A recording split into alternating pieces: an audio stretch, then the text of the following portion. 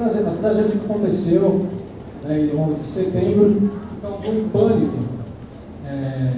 pânico por parte dos investidores, né? E assim também o mundo foi surpreendido pelos grandes escândalos corporativos, né, que ocorreram em grandes empresas norte-americanas aí, a gente vai ver a seguir.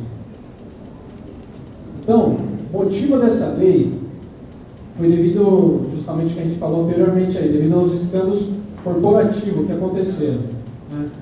Então, essa lei foi promulgada em 2002 pelo presidente George W. Bush, tendo o nome de dois congressistas norte-americanos, que é o Paul Sarbanes e o Michael Boxley, que leva o nome da lei aí, né?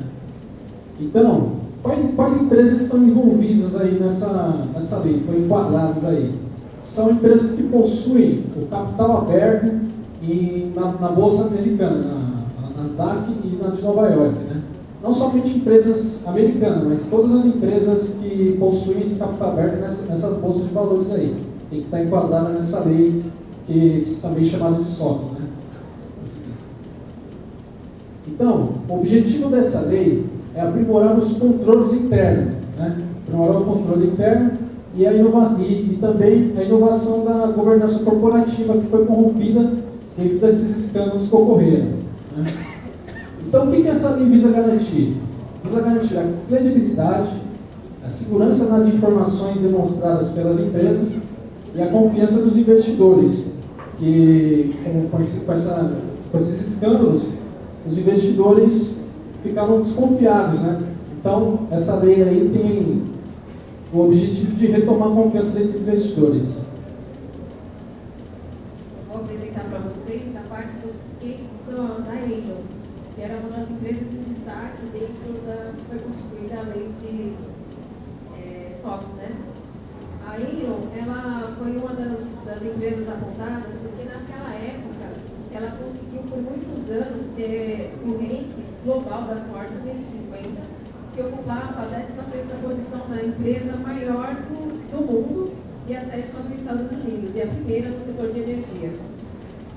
E a empresa pediu a concordata em 2001, depois de ser denunciada pelas fraudes contábeis e fiscais, pela dívida que ela obtinha e era escondida, e foi denunciada por 13 bilhões.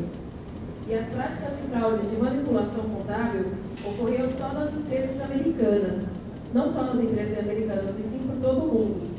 Isso resultou com que a crise tirasse a confiança dos investidores de empresas de capital aberto. O caso da Enel comprovou que tinha um verdadeiro conflito entre insiders e outsiders, e os perdedores da Enel foram os mais prejudicados, que eram os trabalhadores e os acionistas daquela época. E também ficou provado que as auditorias e a contabilidade, todo o sistema de administração interna das empresas teriam que ser mais rigorosos para que não se manipulassem o controle interno das empresas, para que não forjasse investidores, para que depois de ser investido não tivesse uma surpresa de que as empresas estariam em falência. Então, só para detalhar melhor aí, o que aconteceu é o seguinte, esses escândalos que aconteceram. No caso da Enel, o que acontecia? O pessoal via que a empresa ia ter um resultado final negativo no período, então eles alteravam o balanço para não perder esses investimentos, né? Então, com isso aí, depois que aconteceu esses escândalos aí, eles viram a necessidade de implantação dessa lei aí. Então, eles deram penalidades, multas para quem não seguisse essa lei aí, né? Essa lei que está vigorando aí. E no próximo slide aí a gente vai ver uma pesquisa que fizeram, a avaliação dos investidores após a implantação dessa lei. Os investidores que consideram importante essa lei aí são 52,08%. Os que desconsideram são 27% e os que acham indiferente são 21%. Essa fonte aí é do 5º Congresso na Expo Money de 2007. Então, a conclusão que a gente teve dessa pesquisa, ela nos permitiu avaliar que grande parte dos investidores acredita que é de fundamental importância que as empresas tenham um sistema de controle interno mais eficiente, que é no caso da SOX aí, demonstrando transparência na gestão financeira, né, e assim o investimento pode ser melhor analisado, podendo aumentar o retorno de forma atrativa para as empresas e para os investidores. Alguém tem alguma pergunta?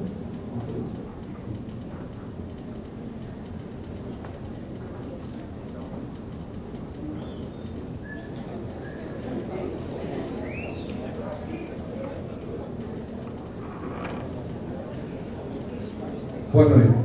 Meu nome é Daniel. Tem uma pergunta que não quero fazer nenhuma pergunta técnica, nada, mas simplesmente saber a opinião de vocês. A gente sentiu que a maioria dos grupos, da opinião que vocês estão falando sobre governança corporativa, controles, a SOX e tudo isso. A SOX só surgiu por causa dos escândalos, né, nos Estados Unidos, ou seja, da Enron, da Types e de outras empresas.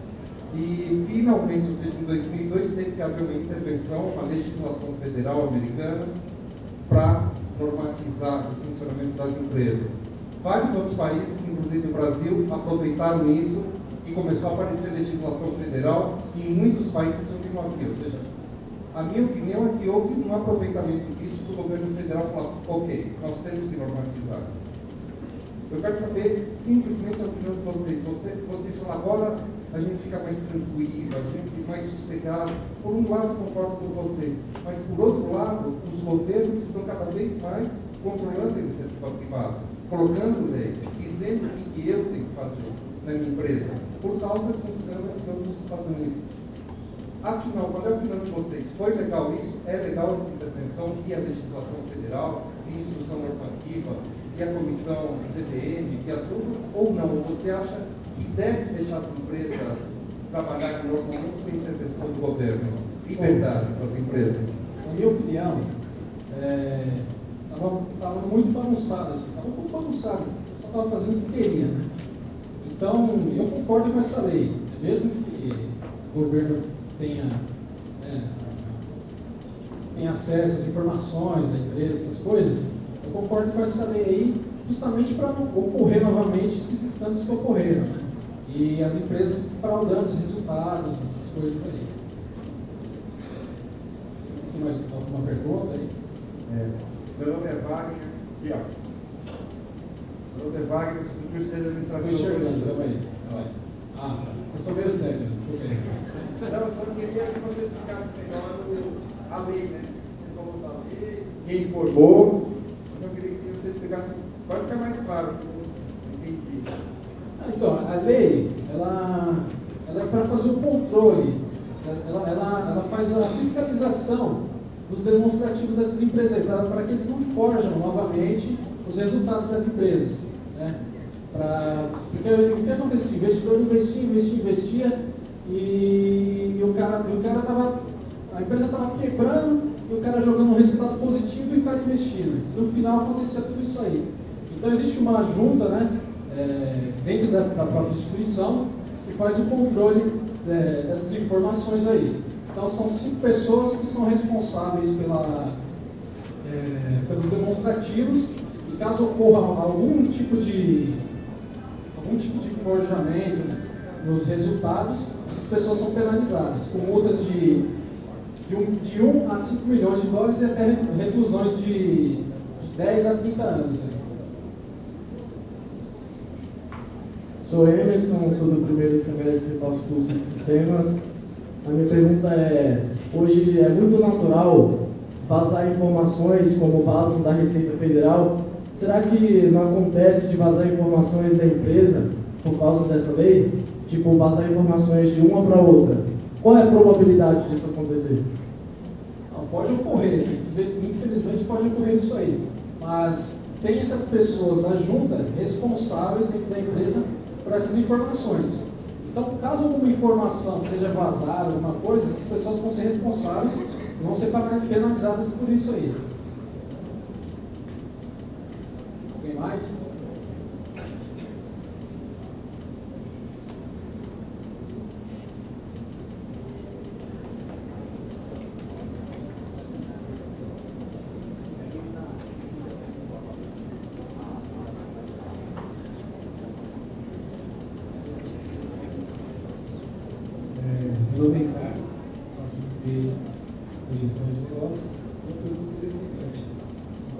lei ela serviu quase como um controle de qualidade para que o investidor pudesse ter uma credibilidade maior na empresa onde ele investe?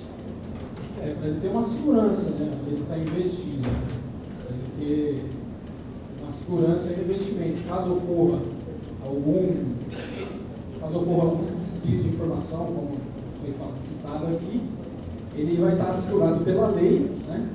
Para recorrer aos recursos dele, né? Ter os direitos dele aí. Então é uma segurança que ele tem dentro do investidor. Tem mais aí?